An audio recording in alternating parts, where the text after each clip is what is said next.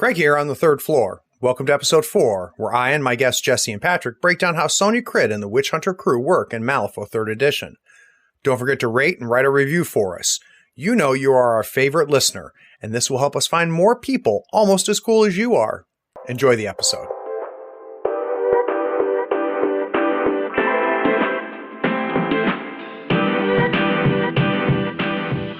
There are few things better than sitting at a table, unplugging, and going to battle with some friends. Welcome to another episode of Tabletop Talk.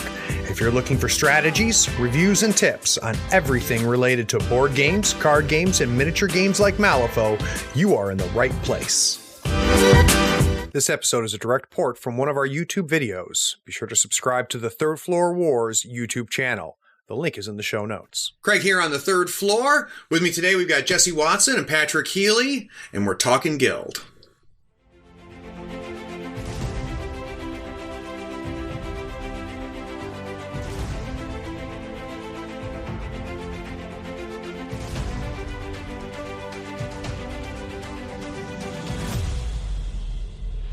Quick disclaimer, when filming this, it was in the open beta, so some of the details may change. Enjoy. Sonnia Criid leading the Witch Hunters. I'm picking Sonnia as my leader. What am I expecting her to do? Burn stuff. Yeah? Burn everything. Burn a nation. Exactly. Yeah. Okay, talk to me about it. Range? She's going to be at range. Okay. She has, I think, the longest range attack in Guild right now. Range 14, other than the snipers. Other than snipers, yeah. She's got a 14-inch range. Basically, it's not very high damage, but it got blasts. It's blast, and it puts out burning. That's where the extra damage comes in. It's a 2-3-4. It's a 2-3-5. 2-3-5. Which in 3E is in line with a lot of other damage spreads. Fair enough. And it comes with, at severe damage, yes. 2 blasts. 2 blasts, which she possibly could possibly get up to 3. Which means she'll be doing 5 to your main target. Yes. Blast. Yes. With 3 damage to all those guys. And burning. And burning 1 to all of them. Yes. I'd say she's very high tier damage, actually. Gotcha. Fair enough. And so, obviously, she's a scary thing at range. Right. Not only because she can reach so far, but potentially really do bad things if you're clumped up at all together. That's where it really comes in, yeah. Is she any threat up close? Her melee attack's okay. It's a 2-3-5 as well. It's only a stat 5. The bigger thing is it heals her and lets her get some card draw. Okay. And I've actually been in situations where I've had the Vix come after her, which is what you want to do. Yes. Absolutely. She's defense 4. Let's get out of the way. She's defense 4. Her flame burst, the 14-inch range firebomb, is what you want to stop. Yes. Got it. So you want to engage her. Yep. But her melee, with the reduced damage spreads of 3E, a heal 1 is sort of... It's getting that attrition rate much more to your advantage, and I have had her win a sword fight versus a Vic. Nice. And in the middle of all handing out all that burning and making sure that everything is burninating. Yes. You also get within range of Scorch, and this is the biggest difference. She is the other guild summoner. She can summon. So it does up to 5. It does damage equal to your burning. Up to 5. Up to 5. And then quenches the burning, but if it kills you, she can summon one of her witchling models of equal or lesser cost than what she just killed. Yes. So if she did 1 point of damage to your, say, Peacekeeper, but that was the point that killed with that ability, she could then summon anything below cost 10 that is a witchling. Yes. Which we'll get to those when we talk about the crew, but yes. Great. So she's got kind of indirect summoning. Yes. Yeah. All right. So blasting out there. You don't want her engaged, but she can handle herself okay. Vulnerable with that defense 4. As long as the initial alpha strike doesn't kill her, she's okay. Gotcha. And I see the willpower 7, so that's good. That's great. Yep. Excellent. Well, that's Sonnia Criid. Okay, the Witch Hunters. I've got Sonnia as my leader. I'm bringing a bunch of Witch Hunters as my crew. What does a Witch Hunter crew look like? Well, first thing to do is there's actually 2 themes inside of there. You have Witch Hunters and you have Witchlings. Oh, okay. And there's some synergy between them, but there's also a bit of a choice, I think, to make in the crew. Yeah. How Witchling heavy do I go? How Witch Hunter heavy do I go? Well, let's start with Witchlings then. What does a heavy Witchling crew look like or feel like? I think Witchling is what people remember best from the Sonnia. These are the models that are going to charge in. They're going to have draw on the pain. So we're talking the Thrall, the Stalker, and her own Purifying Flame, which is her totem. These are all models that are going to want to engage you in melee and are happy to die. because when they die, they will explode, which hands out damage and burning. They also have That works well with an her. ability. It's like Very well with nobody cares about the witchlings or something. No love for witchlings. No love for witchlings, which means people shooting in are ignoring the friendly fire. The witch hunters they talked about in Sonnia, they ignore the friendly fire. They just shoot in anyway.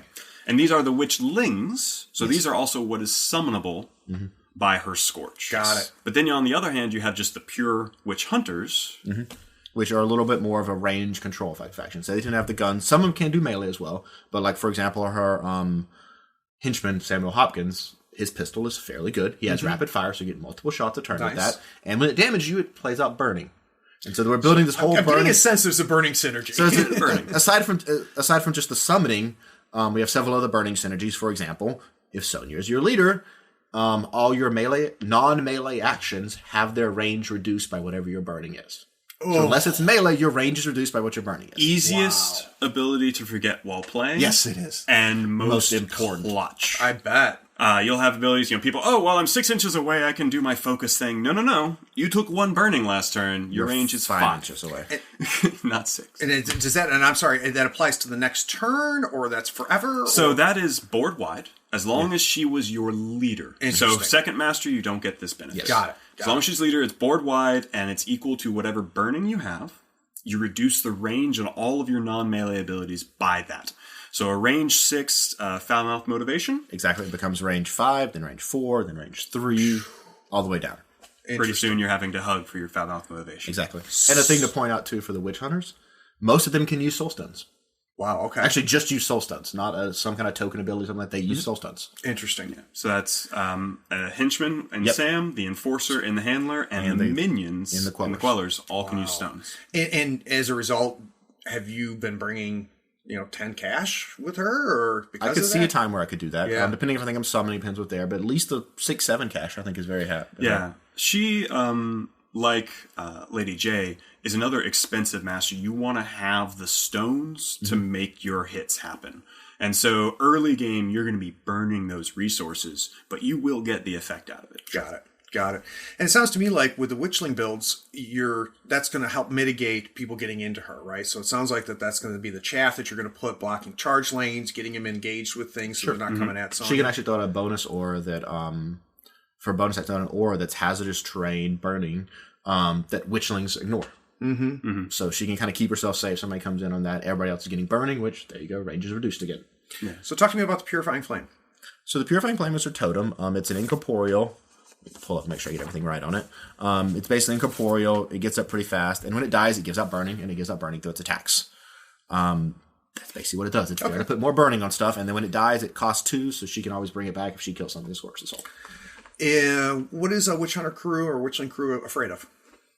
Condition removal. That directly counters what it's trying to do. Yep. And high stat melee beaters to get on Sonnia. She is still Def 4. Yeah. So, your objective is to have either the snipers in place or the leaping beaters to jump on top of Sonnia and murder her. This is a list that, while the witchlings and the witch hunters, they're strong, you still want Sonnia up. She is your primary source of burning, your controlled source. She's your best source of damage. And so it lives and dies on Sonnia. It really does. Now, one mod I do want to point out is the Quellers. Okay. They're another bit of burning synergy as well. So if you have burning 3 or more, they can give you adversary witchling and then push a witchling towards you. Then they can also, in the burning condition on a target, to place a ski marker. So it's range ski marker placing and adversary movement on your witchlings. Yep. Also, the handler gives witchlings +1 move. Yep. So the handler speeds the witchlings up as well. So with your incorporeal totem, which is a witchling, it's +2 move actually. Yeah, I believe it is. Yeah. So he becomes a move 7. Wow. Yes. Incorporeal. That's 14 inches of walking, and as a bonus action, that gives him 5 inches of movement. Everything he touches catches on fire. So turn 1, you could very easily Slingshot crew, put him on fire. Totem in the and with the way burning works in Malifaux now, it's kind of there unless they want to waste AP on it. And then so what if they kill it? Then more burning goes out then. And then you'll just bring it back later. Now, there's something that's really important, I think, is a shout-out for a rules shift. In the olden days, you could have then targeted your totem and blow him up and chain your blasts. Right. Well, if you target your friendly model, you don't get your blast markers. Sad face. God, So I'm throwing that out there because as we're talking about sending in the incendiaries and then blowing them up, it's important to remember you can't do that. So for those people that are 2E vets now playing 3E, Right. that's going to be something that's a significant change, especially for somebody like Sonnia. Because this is exactly when you want to do it. Got you it. want to quite, especially going into something like a Reckoning. Yes. You have a list that's going to die. Mm-hmm. You'd rather be the one to kill them. Yes, exactly. Got it. So speaking of Reckoning, is there any strats or schemes where Sonnia becomes a prime candidate? Actually, I wouldn't mind her for power or cursed objects.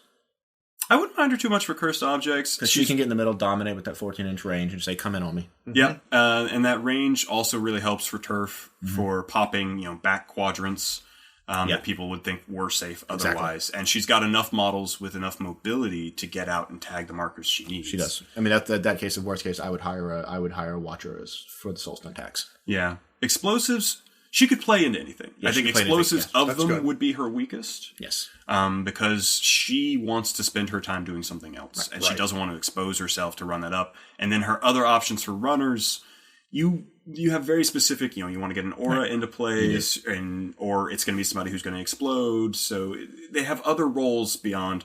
I need to get across that line and drop something. Sure. So we talked about, a resilient beater getting into her face and stuff like that. Is there anything else as a crew, not just as Sonnia, as a crew that, we talked condition removal. Do they have some melee abilities? So, so if they're against a melee heavy crew, can they stand up, or is it really just fodder? No, Thralls can hit pretty hard. Oh, okay. Thralls will hit pretty hard. The actual handlers can hit pretty hard. They have a great sword. Gotcha. They can hit pretty hard in melee. And remember, they can use stones. They can use stones as well. To get the things they need. Mm-hmm. Thralls, actually, as a rarity in Guild, they have the baked-in suit, which will give them the critical strike. So they're actually a min 3, 8 cost. I mean, effectively a min 3 because they're getting the crit trigger. And they're reasonably tanky. And as they're well, Ruthless as well, which is situational, but can save your life when you need it. Ruthless can actually be very good. That's great. Okay. So that's the Witch Hunters, led by Sonnia Criid. Thanks for listening. Be sure to rate and write a review on this podcast so we can find more people almost as cool as you are. Check us out on Facebook, Twitter, and YouTube by searching for Third Floor Wars. That's THIRD. We'll catch you next time on the Third Floor.